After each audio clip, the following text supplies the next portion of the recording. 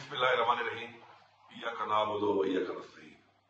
मैं इस वक्त पाकिस्तान में रहने वाले तमाम पाकिस्तानियों से और पूरी दुनिया में जितने भी वसीक पाकिस्तानी हैं उनसे मुखातिब हूँ। इमरान खान जो जंग लड़ रहा है वो जंग इमरान खान की नहीं बल्कि पाकिस्तान की जंग है, हमारी नस्लों की जंग है। हम सब पर यह फर्ज है कि इस वक्त इमरान खान को जो बेगुनाह कैद किया गया है और हमारी पार्टी के साथ जो जुल्म और फसाइयत जारी है उसके लिए हम सब ने निकलना है।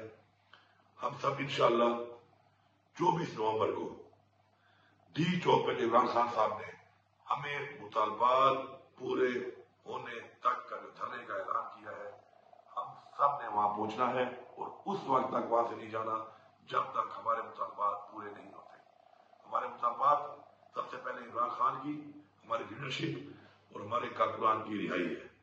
उसके बाद हमारे मुतालबात, हमारे मेंढक की वापसी, हमारे साथ जो ज्यादतियां, फसाइयत और आइन को तोड़कर, कानून को तोड़कर जो कुछ किया गया है, आइन का तहफ्फुज हमारे मुतालबात में शामिल है। इसके अलावा चूंकि ये कॉल इमरान खान की है, इख्तियार इमरान खान का है, तो इमरान खान के हुक्म के मुताबिक हमने वो तमाम मुतालबात जो पूरे जब तक नहीं होंगे हमने वहां से नहीं जाना।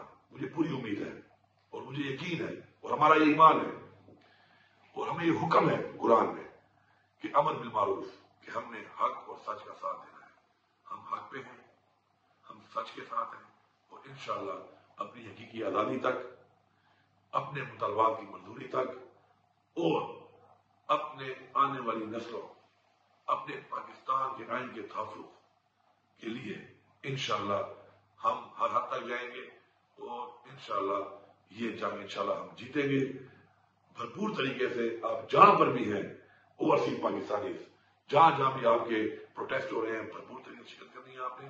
और पाकिस्तान के तमाम लोगों ने, सब ने एक ही मंजिल है डी चौक, जहां पर हर सूरत में पहुंचना है। जितनी भी रुकावटें हों आपने उसका मुकाबला करना है।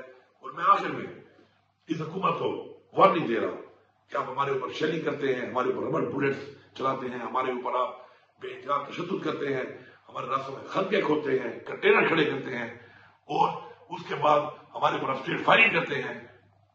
कोई भी नुकसान अगर होगा, किसी का भी नुकसान होगा, तो ये हुकूमत उसकी जिम्मेदार होगी और आपने इस दुनिया में भी हिसाब देना है और उस जहां अल्लाह को भी हिसाब देना है।